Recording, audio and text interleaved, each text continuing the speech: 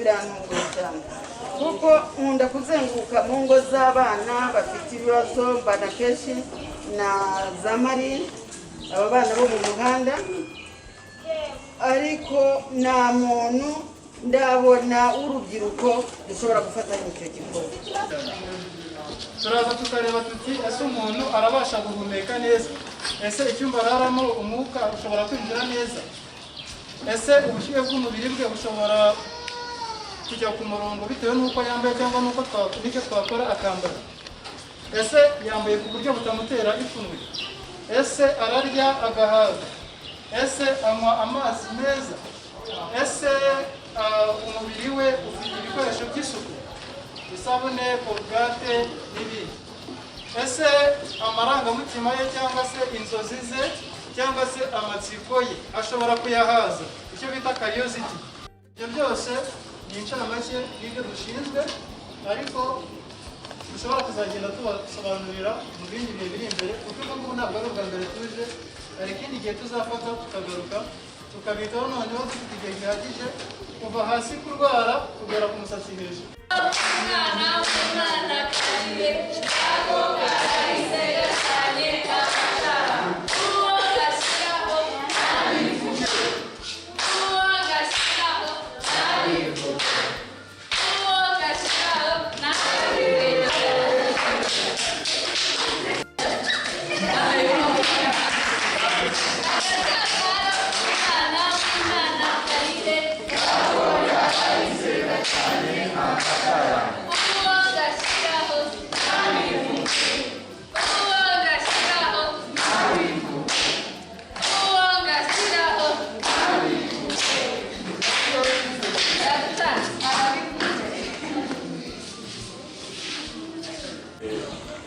nanjye navutse n'aba bana nakuze mu buzima bw'aba bana ababyeyi banjye namwe babayeho nk'uko namwe mubaho muhangayika njyana kuri toilette inkorera byose unyoza unyambika nanjye niko bavunitse kuko batari hano ngo babahe ubuhamya nubwo mpagaze hano ariko nyine nabo hari byinshi baciyeho bikomeye.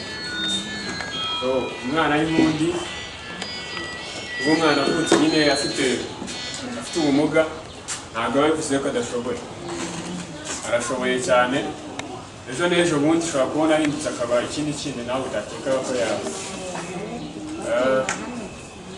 Kandi ikindi ikintu kibidutera akenshi umuntu areba akavuga ngo si uyu mwana wo mwitaho inyungu zazo ziri hehe. Ushobora kutabona inyungu ako kanya ariko Imana yarwaye umutwaro cyangwa yarwaye iyo gahunda kugira ngo ufate umwana. Izi mpamvu yabiguhaye itabihaye undi wundi ubona, hari impamvu yabiguhaye ubigendemo, ntukinubire cyangwa ntukabyange ntukabihatare. Ikintu tujya duhura nacyo ikibazo abenshi ntabwo nyine bashaka ko abana biga, kuvuga ninjya kwiga ntacyo nzageraho ntacyo nzashobora. Ariko nko mu isi dutuyemo kwiga ni icyambere, kwiga ni icyambere. Nubwo biba byanga ntabwo natana 90 nk'ayira mugenzi wanjye afite, ariko ntabwo nabura 60 cyangwa 70 atumburiyeho. Ubwo ngubwo nabyo mugomba kwishyiramo imbaraga. Abana bagenzi banjye rero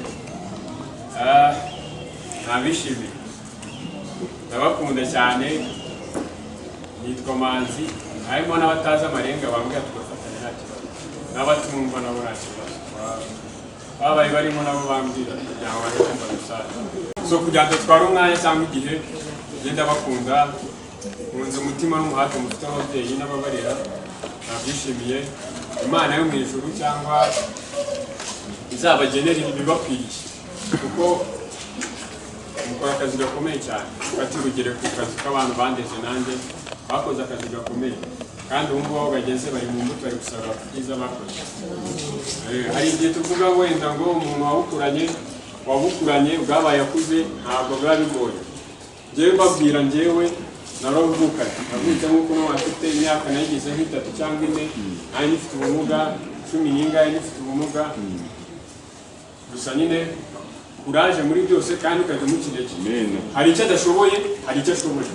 Icyo ashoboye rero hari icyo mumera n'imbaraga.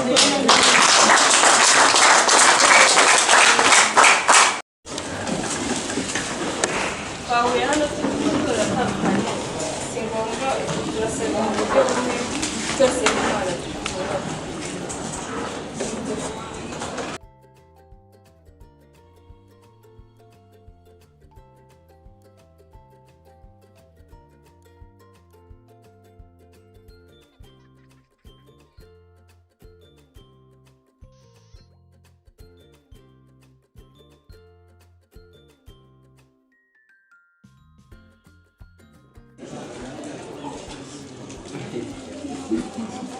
Agiye kagiye